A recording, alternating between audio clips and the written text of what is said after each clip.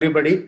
So today I'm going to get you through the COVID-19 vaccines, and this is one of the hot topic, of the discussion of today. When we have already launched the COVID-19 vaccination program, which is one of the largest in Asia and even the world. So when everybody is getting the vaccine or getting a call for the vaccine, there is always a fear whether to take vaccine, which vaccine to take, which one is good, which one is not good. So there are a lot of questions. So we thought that we'll have a little small session and try and find out the answers of all the questions.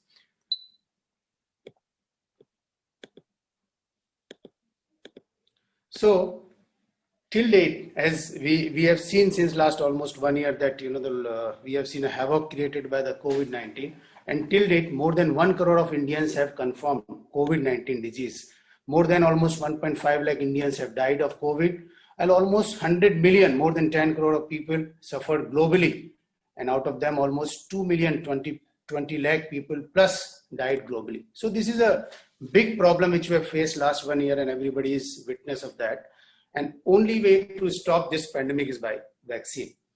In several countries, vaccine trial has started, and also their vaccines have been launched. So few of the vaccines have already been launched and are in practice. And there are many vaccines which are in trial phase, including India. As COVID-19 cases are reducing in India, the fear is also coming down. So as we see that the people are freely roaming all around because the fear is coming down due to the numbers, because the numbers are also coming down. Most of the Western and some Asian countries are already experiencing the second wave. We know that the entire Europe and the USA is facing the second wave, and we have just recovered from the first wave. Whether we will have a second wave or not, we do not know still. Previous experiences of the pandemic, whenever it has happened, there may be even a third wave. So even after the second wave, when we feel we have recovered or we have come out of this pandemic, you can always have another wave, third wave. So the things are not yet over, and we need to keep taking the precautions. Vaccines are aimed to build a proper and effective immune response. Messenger RNA vaccine and the AstraZeneca vector-based vaccines, these are approved in the UK and US and other parts of the world. And the Covaxin and Covishield, which are approved in India as an emergency authorization by the government of India. So these are the two vaccines which are available in India for our use, and most of them probably has taken one of those vaccines. Vaccines are protective against severe COVID-19 disease and hospitalization. Antibodies. So once we take the vaccine, the antibodies start appearing after 14 days of second dose. They started appearing even early, but the good immune response, the good antibody levels start getting there in the blood after the 14 days. So if you need to measure the antibodies after the vaccine shots, you can measure after the 42 days of the first shot.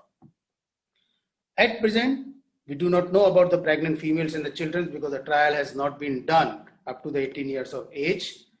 And government of India, in fact, all over the world, it is not compulsory so far. It is made it voluntary because the vaccine has been given an emergency use of authorization. So it cannot be made compulsory. So it's a voluntary for everybody. The people can take as a voluntary vaccine.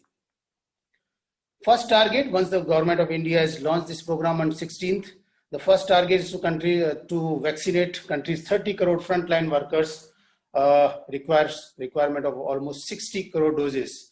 Covaxin to be used in the clinical trial mode because the third phase data is still not out. Consent would be taken, so you have to give an informed consent, and you will be behaving theoretically as a volunteer for the Covaxin trial.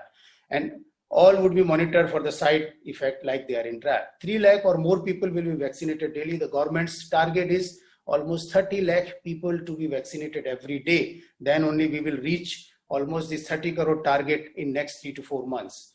Almost 90 crore population to be vaccinated. It will take a lot of time. Covishield, the data are already out. That is how it was given a go-ahead on 2nd of January. The efficacy was declared 70.42 as per the DGCI. And the most common vaccine which is available at present is the Covishield. The government is not offering the vaccine less than 18 years of age. Pregnant and lactating females, still there is no data for this.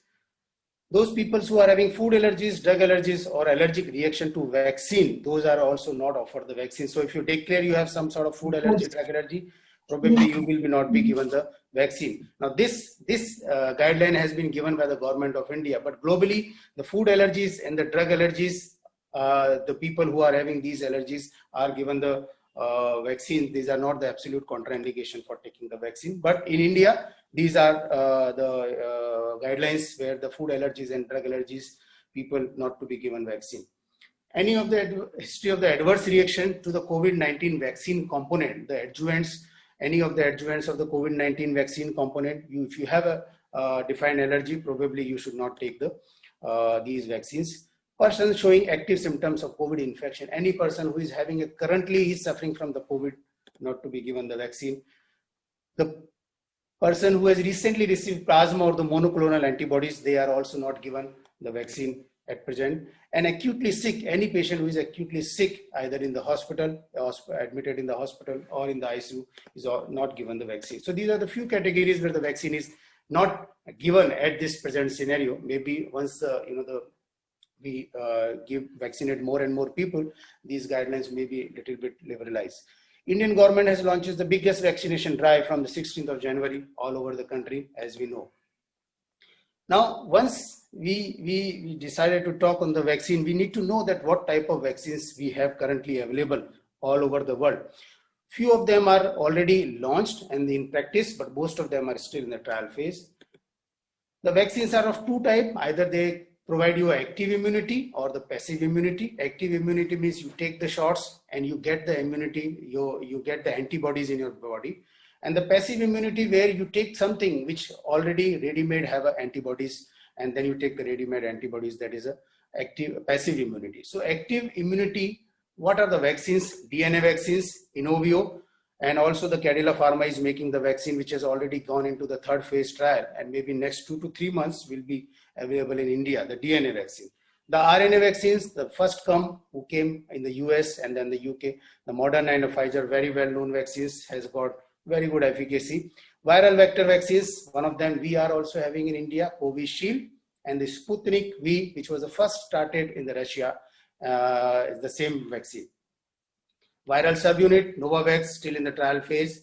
Live attenuated vaccines, Codagenix, still in the trial phase. Then comes our own vaccines, the Covaxin, inactivated vaccines. So this is the one which is developed, researched, developed, and made in India vaccines, Covaxin. And already there are the 2 other vaccines which are already there in the China, Sinovac and Sinopharm. These are already launched and given. Virus-like particle type of vaccines and split virus vaccines. So these are the different type of the vaccines which provide you active immunity. Now our area of concern is more of RNA vaccines, Moderna and Pfizer, and the viral vector vaccine, which is Covishield, which is available in India, and inactivated vaccine, Covaxin, which is available in India. And then also the RNP, ribonucleoprotein vaccines. Then comes the passive immunity. As I told you, this is how you get the antibodies, whether it is a monoclonal antibodies or the polyclonal antibodies. These are transfused directly. And it could be a plasma, that is, or the type of antibody which you take directly from a recovering patient, and the messenger RNA antibodies. So these are the type of vaccines which are there. Few of them have already launched and few of them are in trial phase. Now we have a one slide of important vaccines. As we have seen, the DNA vaccines, RNA vaccines, protein virus vaccines. So we'll go with the DNA vaccines. As I said, right now, no DNA vaccine is available in the world.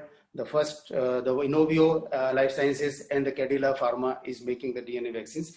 DNA, what is the DNA vaccine? It is made up of a small strands of DNA, actually the gene encoding the antigen of interest. That is what we want immunity against.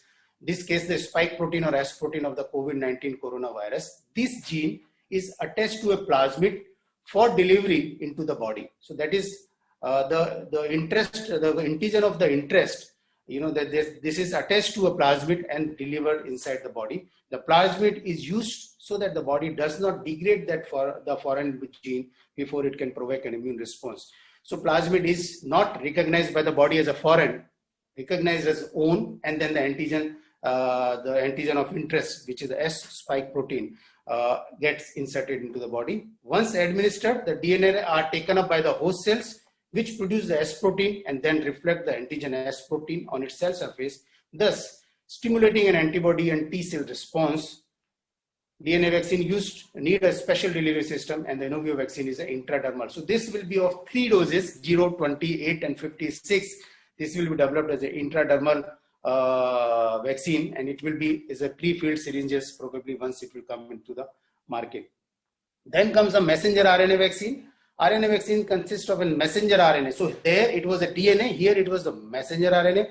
Same, we need to have an antigen of interest, and that this antigen of interest, in place of plasmid, it is placed into the LNP, the lipid nanoparticle. The lipid nanoparticle prevents this messenger RNA degradation by the host until it is taken up by the cells. Once administered, the RNA are taken up by the host, and this antigen is released, which induces the immune response similar to the DNA. We know that the Moderna has developed the messenger RNA encapsulated in the lipid nanoparticle vaccine, and the Pfizer, the RNA vaccine, this is also the similar type of lipid nanoparticle messenger RNA vaccine. Gene being packaged is for the S protein. So the gene of interest is the S protein. This is the spike protein of the COVID, against which we need antibodies. So what are the RNA, about the RNA and DNA vaccines? They strike the balance between the generating effective immune response and ease of production. They can induce strong cell-mediated and antibody immune responses, as once the DNA and RNA is taken up by the cell can produce and show the protein on the cell surface to stimulate an immune response. They are also safe to administer on the immunocompromised or the immunocompromised people, as no pathogenic or infectious components are injected, eliminating the risk of infection. So here you are not inserting any live virus or virus particles, you are inserting only the nucleic acid of the virus. DNA and RNA vaccine, however, present some challenges, as there are currently no approved DNA or RNA vaccines. DNA vaccine, RNA is already there. It is unclear how effective they will be vaccinating a population against the COVID. In addition, naked genetic material which we are inserting, the antigen of interest, is unlikely to produce strong immune response and memories, as they can be quickly degraded outside cells and need to cross cell membranes to produce and shuttle the antigen on the cell surface. So once we vaccinate more and more people, the real world data will come, and then only we'll know the real efficacy of these vaccines. There are also safety concerns that the DNA or RNA vaccine can persist in the body for a long period of time and may incorporate into your own genome, and this can mutate and can lead to the tumor cells or malignancies. But this is again the theoretical aspect. So far, no side effect has been seen regarding these DNA and RNA vaccines, like the tumor cells or malignancies. Then we come to the vector vaccines, which is our own Covishield vaccine. It has been developed by the Oxford University, UK, marketed by the AstraZeneca, and India, it is been developed by produced by the Serum Institute, Pune. These are similar to the live attenuated vaccines in that they use a harmless virus. So we use here the chimpanzee adenovirus, which is harmless to the human. And in this, when this antigen is inserted, when the vector virus infects a cell, they administer this foreign gene into the cell. So when we are giving this adeno chimpanzee virus, the body will consider it as a foreign. It will degrade this, it will kill this genome, this chimpanzee adenovirus, and the antigen will be released. And then the next will be similar, like how we have seen the immune response will be elicited. The Oxford, as I said, the AstraZeneca. Another is the Gamaleya Sputnik, which is the Russian vaccine, and the Janssen, which has also been applied for the licensing in India. These are the 3 common vector vaccines. Vector vaccines is a new vaccine technology. The only one vaccine of this type currently approved, now the 2. And already the dengue vaccine this is on the same platform. So the same platform was used, and that is the reason that many people ask about how the vaccines were developed so fast, because they have used the existing technology, and that is how the vaccine has been developed very fast. 2 well-known COVID-19 vaccines are viral vectors, both of them possessing the foreign gene for the S protein, Sputnik vaccine and the Oxford or the Covishield. Similar to the live attenuated vaccines, viral vector vaccine can stimulate strong antibody and T cell responses, as the virus is able to infect cells to produce and display the S protein on the cell surface, and both the B and T cells are activated and produce a long-lasting memory. There are some obstacles though in approving viral vector vaccines for use in humans, like live attenuated vaccines. Viral vector vaccine cannot be used in the immunocompromised or immunosuppressed people, as the immune system is unable to contain the slow replication of the virus vector. So the adenovirus, which is usually harmless, if your immunity is severely compromised, the adenovirus itself can give you a strong antigenic response and can create issues. So that could, the severely immunocompromised people should avoid this vaccine. The viral vector vaccine may also be less effective in people with the pre-existing antibodies against the viral vector. So if you have a pre-existing immunity against the adenovirus, then it may be less effective because it will prevent it from infecting cells to generate immune response against the COVID. The vector with the inserted gene are considered a genetically modified organism that carries a potential risk to the environment. So it has to be done, a strict environmental regulation has to be followed. Then comes the live attenuated vaccines. This is still not in, is not launched. So we'll just skip the slide.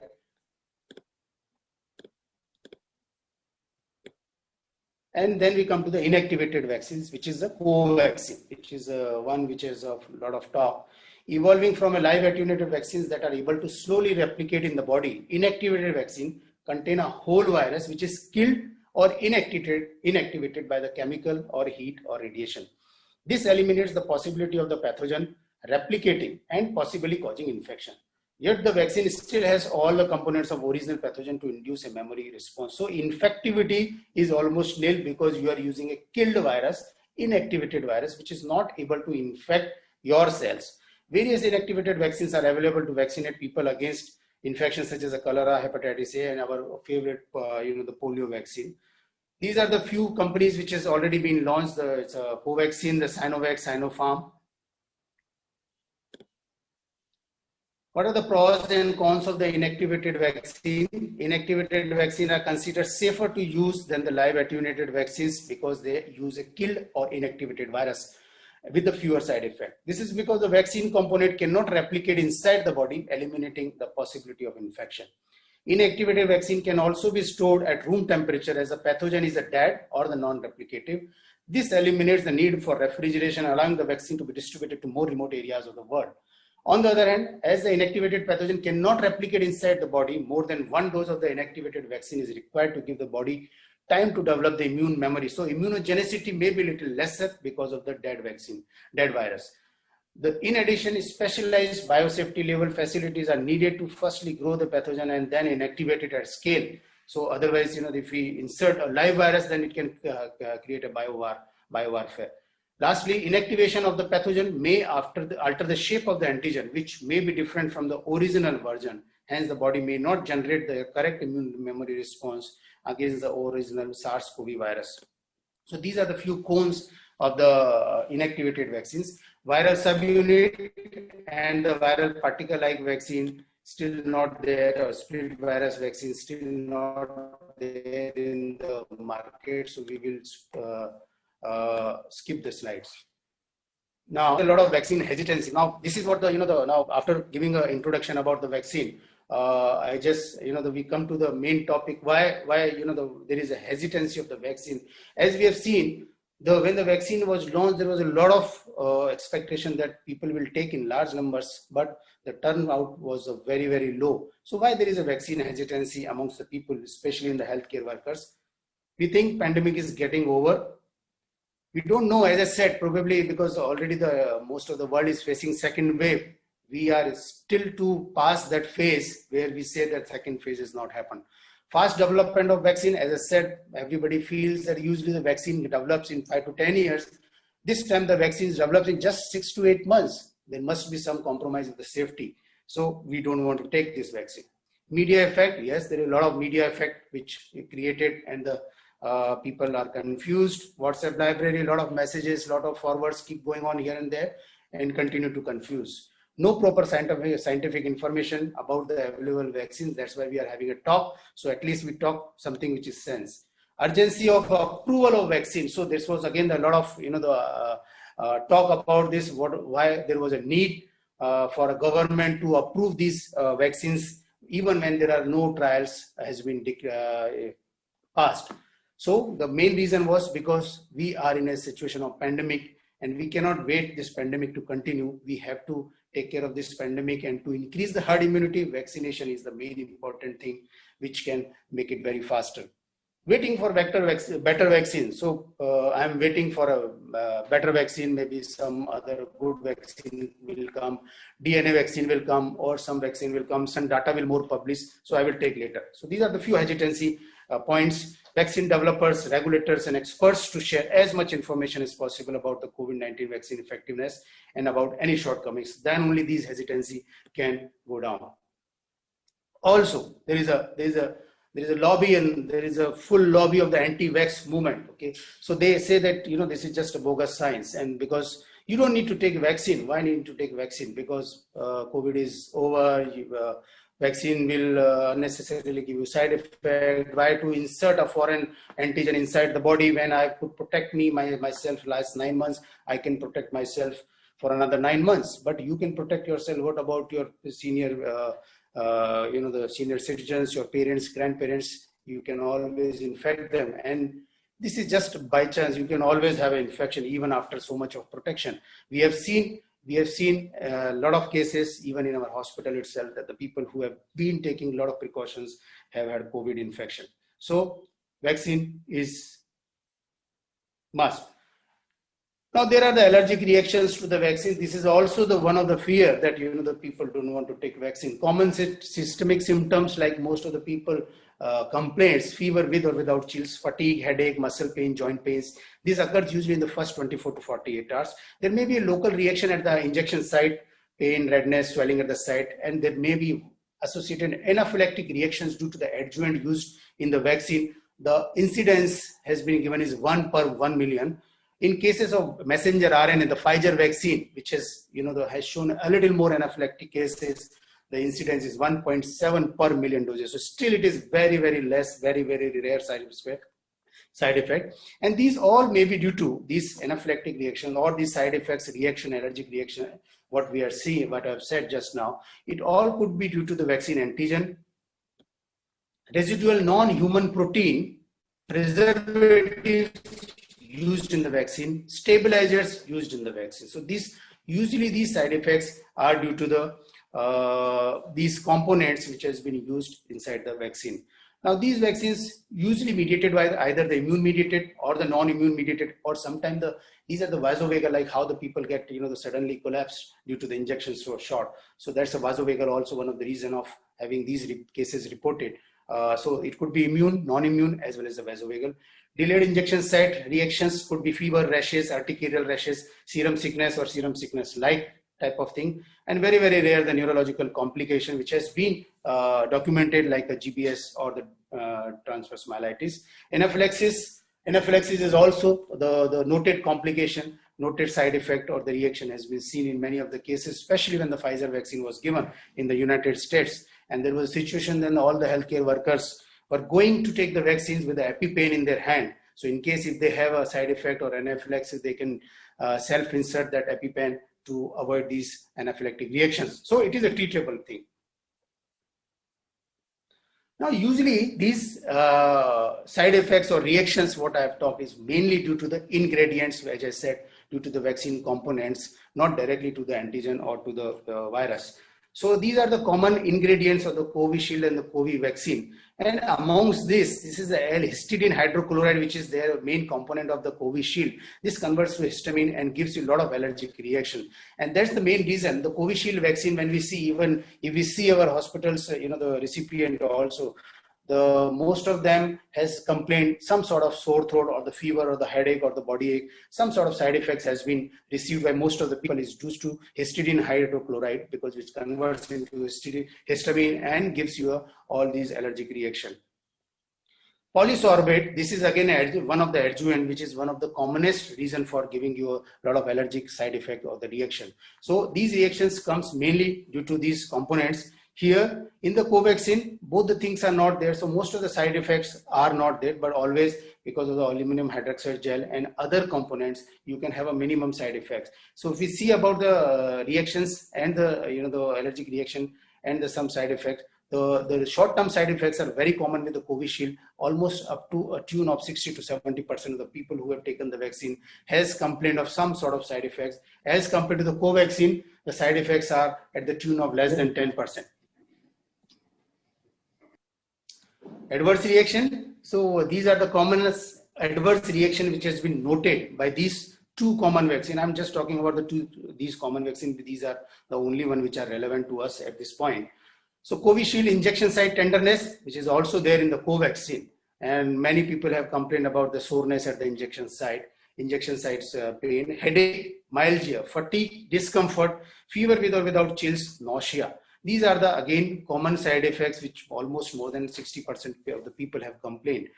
While the fever, fatigue, headache, nausea, abdominal pain, these side effects also can be in the Covaxin, but the incidence are very low. The only concern with the Covishield is a demyelinating disorder.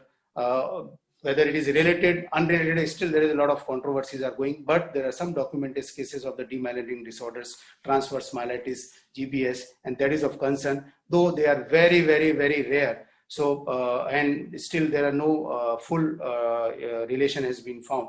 So, but that is the only area of concern. The Covishield and Covaxin is getting, the confused which one to take.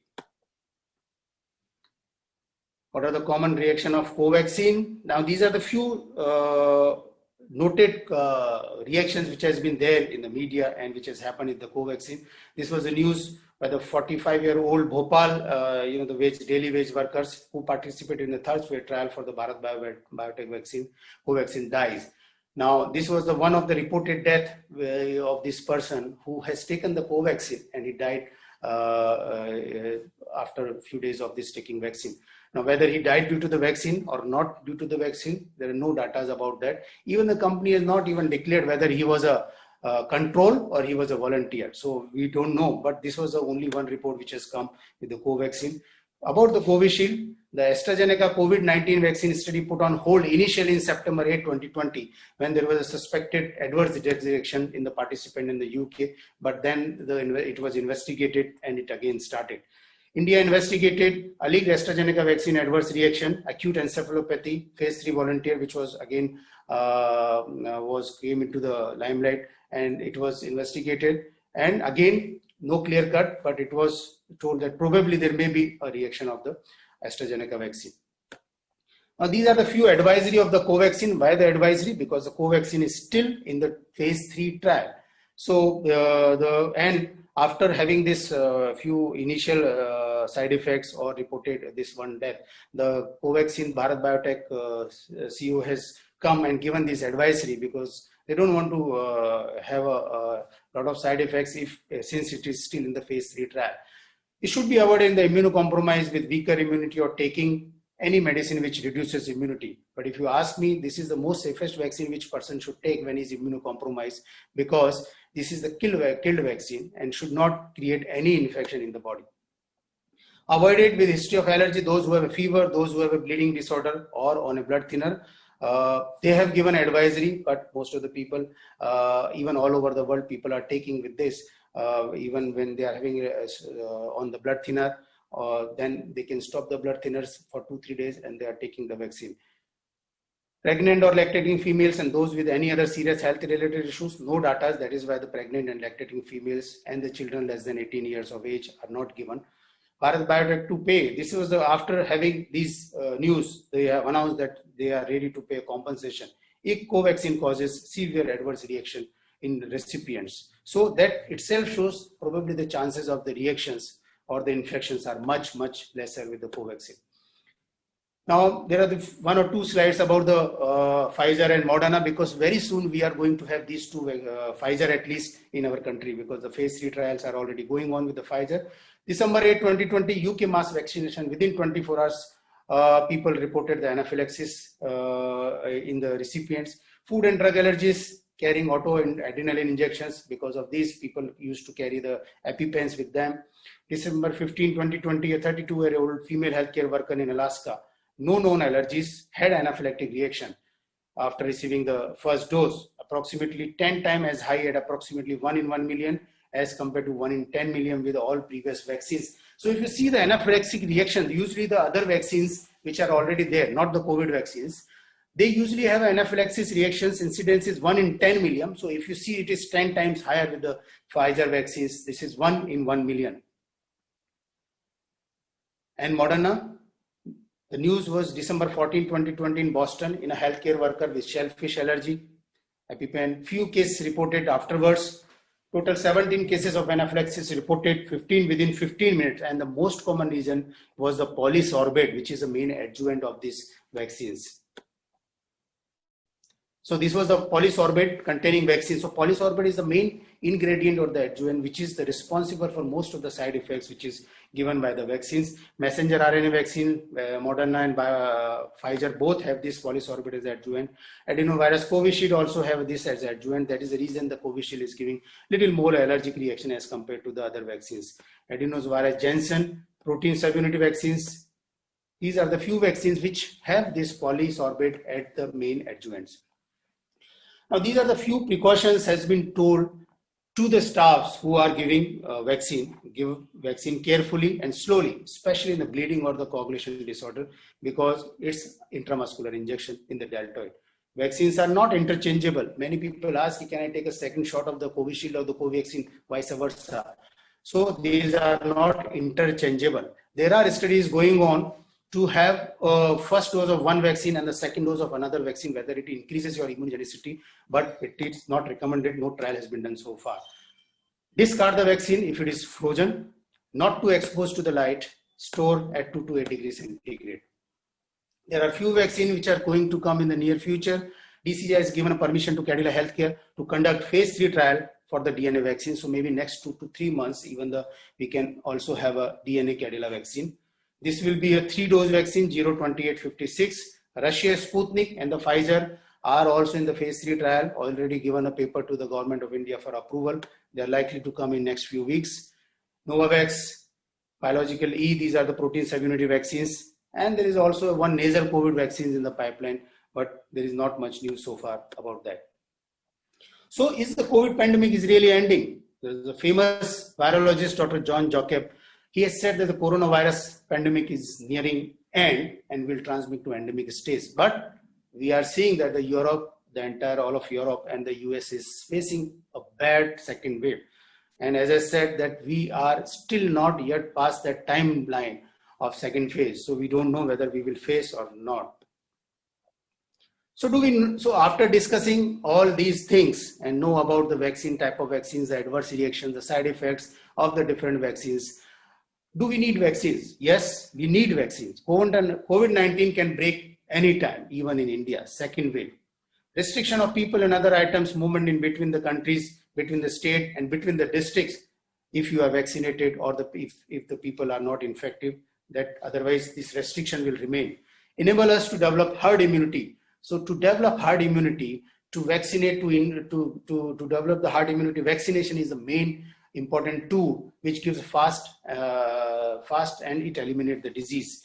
Vaccine contain the outbreak, so the outbreaks can be contained. We can still have some number of patients who are coming positive, but definitely the outbreak can be contained if the vaccine is given. Now the main question, which vaccine is good? There is no bad vaccine here. So all vaccines are good. Now what is the question? Whether it is good, whether it is better, or which one is the best? No one knows the answer. Now only we can just decide on which one to take, which one not to take, depending upon their profile of the side effects and depending upon their efficacy of the immune response. Why we take vaccine? We need to prevent the severity of the disease. So vaccine, even if it is 50%, 60% efficacious, it will prevent even, and if you develop the infection, definitely the severity of the disease will be prevented. So you will not develop moderate to severe disease. You can develop even the mild disease if you are vaccinated, and which this we have seen in flu vaccines and the pneumonia vaccines. That is how they work. Though the efficacy is not very great, but the chances of severe disease is less. Prevent hospitalization and death. And then we plan for the elimination of the virus gradually as the more and more people take the vaccine and the herd immunity develops. We need to reopen the schools or colleges.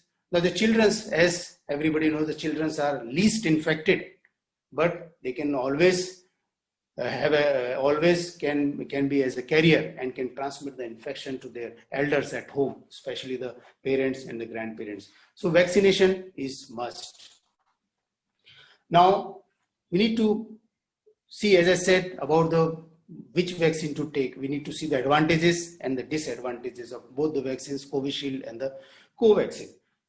The advantages of the Covishield: ease of production at large scale. That is why yesterday, if somebody have heard the news, the owner of the Covishield vaccine has given a statement that the 50 million of the Covishield vials are lying because the turnout is less and the government is not able to consume those much of vaccine, and 50 million of vaccines are still lying in the warehouse. And in fact, they have reduced the production of the Covishield because of the less number of use of this Covishield.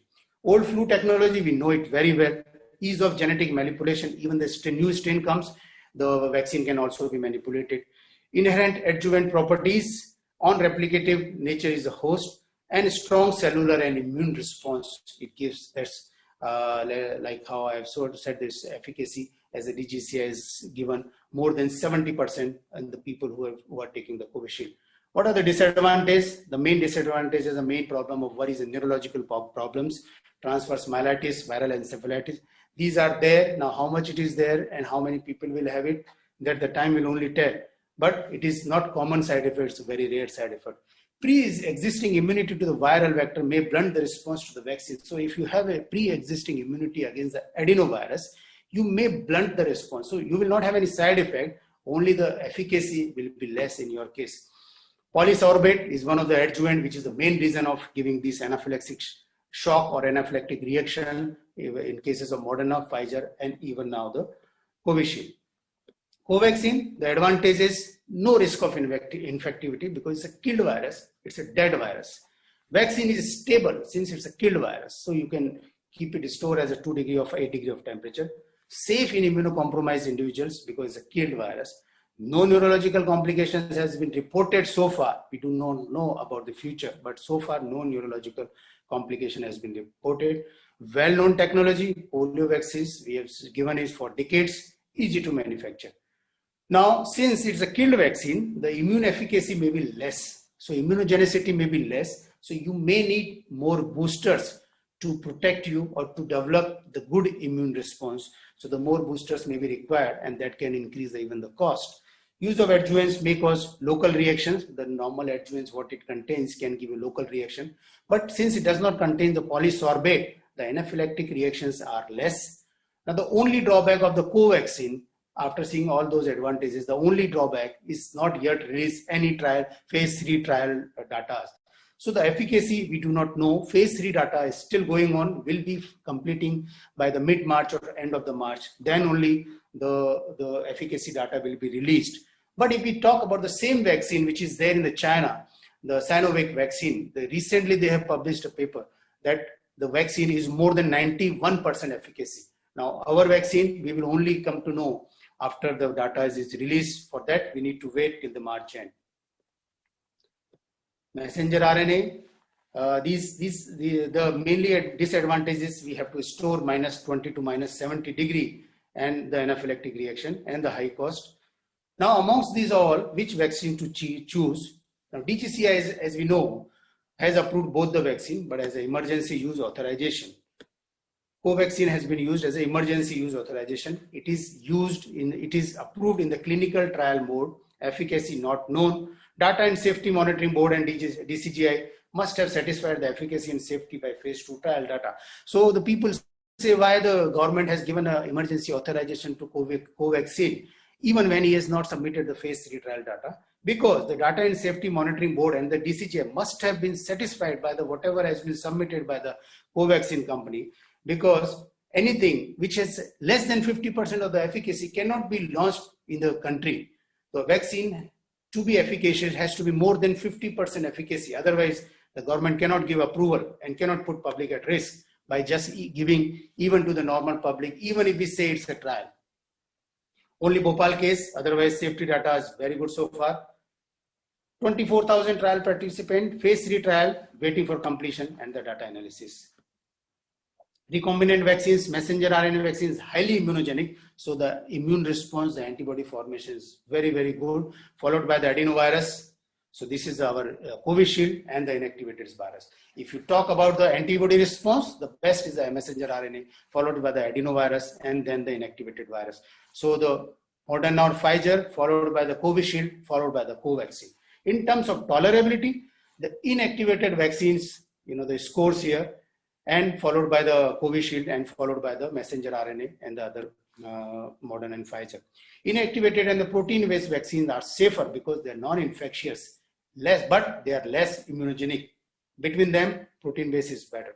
Inactivated adjuvants added good immune response with the booster doses. So even if the response is less, you might take the booster doses and to get the good immune response.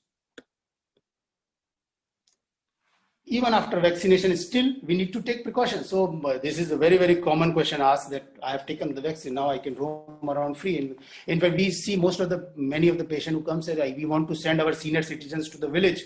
So we will send after taking the vaccine because then they can roam around freely. No, you cannot. You need to continue to take all 3 precautions, which we have been taking since last 9 months. Hand wash, social distancing, face mask. They are not going to go anywhere until we eliminate this virus. In the Chicago Tribune on the 25th of November, there was a article, vaccine is a gift from science, so accept it. Don't get confused whether you need to take or you don't need to take. You need to take the vaccine. So please accept it. So please take the vaccine.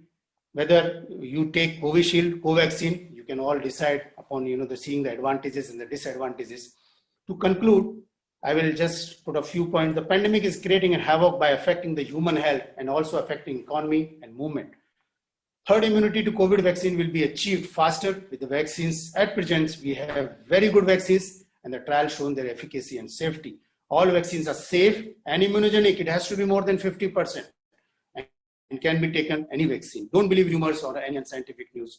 India has the largest manufacturing capacity vaccine. More than 100 countries has been putting an order for the India, for the Serum Institute as well as the Bharat Biotech for getting the vaccine.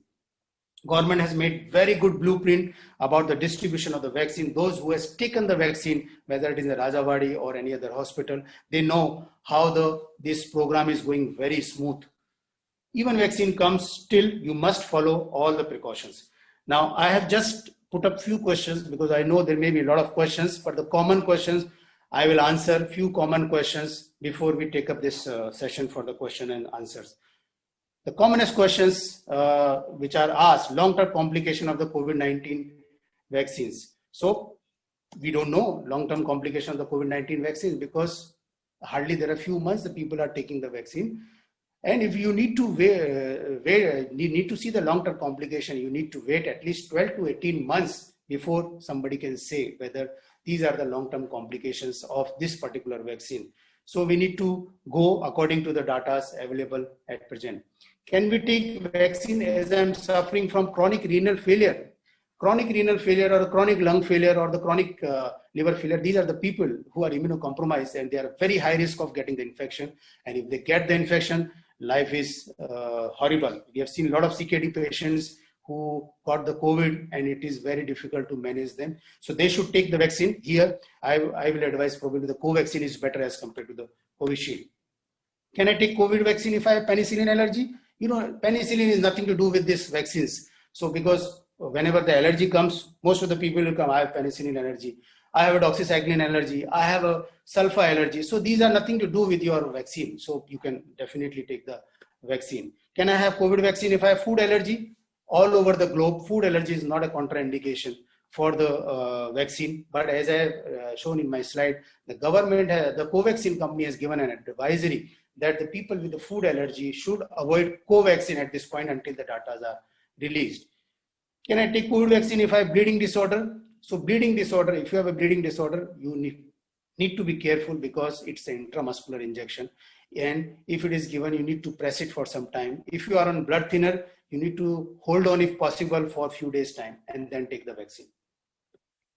Can I take COVID vaccine if I suffer recently from heart attack? Yes, because if you have suffered from a heart attack, then you again come into a category of the immunocompromised or the risky and you cannot take the the load of the COVID infection since you are already having a heart attack or recovered from the heart attack. So you should take the vaccine. Can I take COVID vaccine if I am taking beta blocker, ACE inhibitor? No antihypertensive is directly related with any of the vaccines which is available in the world. So you can take any vaccine even if you are any antihypertensive. Can I take COVID vaccine if I am taking methotrexate or the leflunomide? The people who are the autoimmune diseases or the arthritis, they usually on the methotrexate weekly or the leflunomide. What happens when you are on this immunosuppressed drug? The vaccine will not create much of the problem. The immunogenicity will reduce. So the immune response, what you will generate after taking the antibody will be less. So it is advisable to withhold these medicines if possible for 1 to 2 weeks and take the vaccine, so you generate a good immune response after taking the vaccine. Can I take COVID vaccine if I'm suffering from autoimmune disease? Again, the same thing. So if you are on the medicines which suppresses the immunity, then probably you need to withhold for few days if possible. Can I take COVID vaccine if I suffered from COVID-19? So as per the government of India guidelines and all over guidelines, after 4 to 8 weeks, if you have suffered from the COVID-19 vaccine, you can take the COVID vaccine. But recently the paper has come which is showing that the people who have suffered with the COVID-19 vaccine show a more reactions towards the vaccine. So you need to check your antibody, and if the antibodies are good, you can wait. Otherwise, if you want, as per the guidelines, you can still take the vaccine after 4 to 8 weeks of the last infection. Can I take COVID vaccine if I am suffering from convulsive disorder? You need to control it. If your convulsive disorder, epilepsy or any other type of convulsive disorders are controlled, there is no contraindication of taking the vaccines. Can I take a vaccine if I am suffering from anaphylaxis? Anaphylaxis reactions are treatable. As I've said, when there were a lot of cases reported after the messenger RNA vaccine in the United States, people were not even afraid that time. They were carrying the EpiPen, and even if there was a anaphylaxis, they can take the EpiPen, or simple antihistaminic or anti-allergic reaction. Anti-allergic medicines can take care of the anaphylaxis. So you can still take the vaccine. Can I take COVID vaccine if I'm suffering from allergic rhinitis? Allergic rhinitis is nothing to it. It's a common cold. So you can definitely take the COVID vaccine. Suffering from asthma, allergic asthma, bronchitis, COPD, all can be taken a vaccine, because nothing, again, the symptoms which will come, those are very short lasting, 24 to 48 hours, and after 24 to 48 hours, the symptom will disappear. Can I take COVID vaccine if I am used to get urticaria, stroke or angioedema? Again, these are the allergic reactions. You may or may not have reactions to the adjuvants of the this vaccine, but if you have a diagnosed adjuvant reaction or any reaction to the vaccine component, yes, in that case you need to avoid taking the vaccine. Otherwise, you can take the vaccine. How long the immunity lasts? So the recent paper has been shown that the immunity can last, the antibody can last after the vaccination up to 8 months. Up to 8 months. We don't know after 8 months. But if you talk about the SARS virus, which was there earlier, since it is also a SARS virus, after the vaccination, the good immune response, the good antibody level were lasted up to 6 years. But again, the time will tell how long the immunity will last, but definitely 6 to 8 months it will last. Now, when the third booster will be given, that will only be decided once the data are released.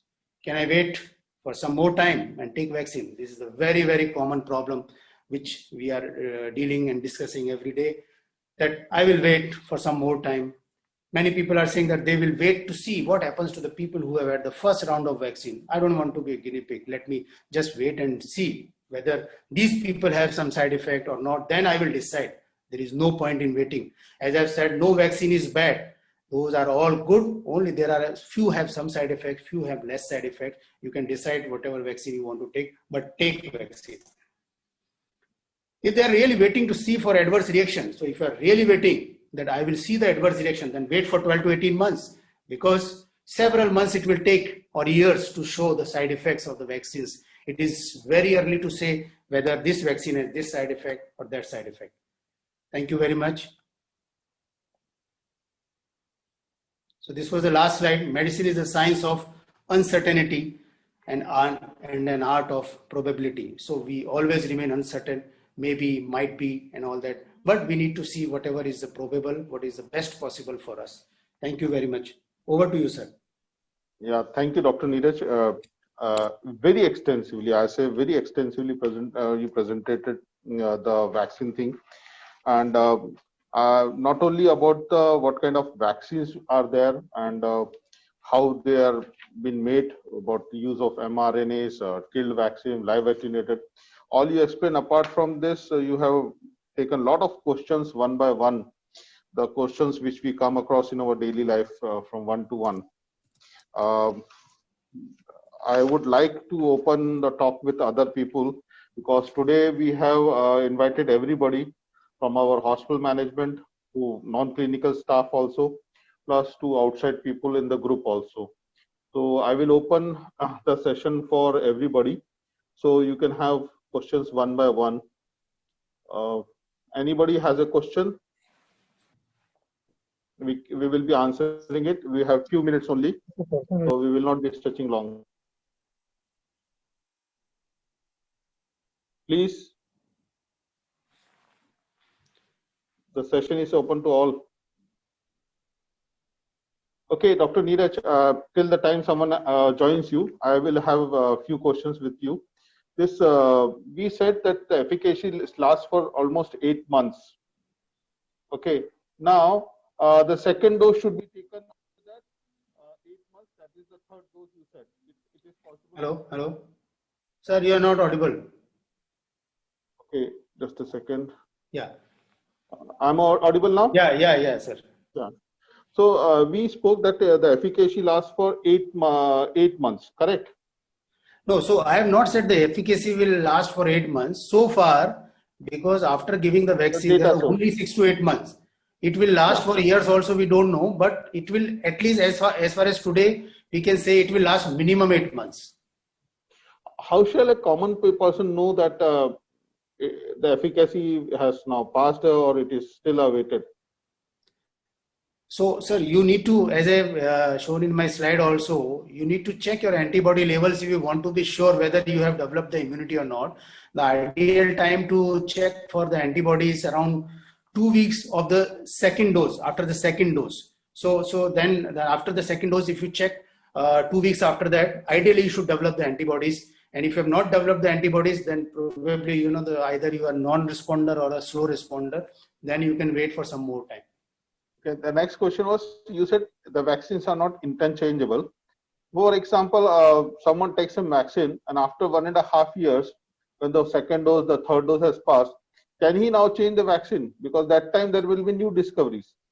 Sir, we do still, that also we do not know, because right now the 2 doses is also only advised.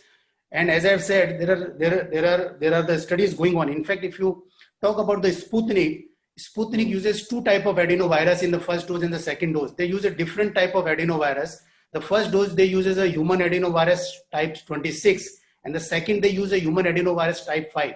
So they have already used a different adenovirus, and they say probably that is the reason their vaccine is highly efficacious, more than 90%.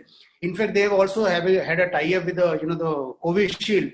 So they are having a trial. Then the first dose will be the Covishield, second will be the Sputnik, or vice versa. But once those trial results come, then only we can say whether it can be interchanged or not. Right now, we are all in a system, the COVID app, so nothing can be done. You will take the first vaccine, the second will be repeated same. You cannot cheat on anyone. And this first vaccine, as you said about Sputnik, the first and the second dose differ. But in our case of Covishield, is it the same, or it is the first dose is the same? And the so Covishield contains the chimpanzee adenovirus, which is same. Yeah. Only the Sputnik has a 2 type of human adenovirus. There are different adenovirus. They are absolutely harmless to the human being. So they have used 2 different strains of adenovirus. Now, whether that is a really, the reason for having a high efficacy or not, because they have published that data recently and they have proved that 91.4% it is efficacious. Among the physicians, I think we have people online.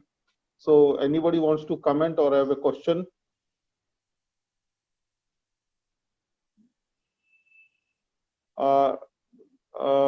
Dr. Neeraj, I have a question. What antibody levels are considered adequate? This has been asked in the chat. So, sir, the different labs have a different type of values. I recently, had a discussion with Suvin. Usually, we used to consider, the antibodies level more than 20 is sufficient, considered as a good response. But in our lab, if you talk, as per the Suvin, the antibody level more than 6 is a good response, a strong immune response. So it is our level of 6 is as good as more than 20 of the outside lab. So the positive antibodies with at least 6 plus in our hospital is a strong immune response. There is another There is a question, cut mark for even the plasma donors also. So we take the plasma only from the people who have an antibody titer more than 6. Correct, yes. There is one more question from one of our senior consultants. That's what is, in your opinion, is the ideal interval between the two doses? 28 days. 28 days. Okay. It's universal for everybody? Yes. So that is how because this is a universal vaccination program. It's a mass vaccination program. So the doses duration cannot be differed from one to other. So that is why it is a fixed 0 and 28. So all doses, second doses will be given after 28 days, irrespective of anything. Okay. Anyone wants to have a question? Otherwise, we are passing the time. We will have to conclude.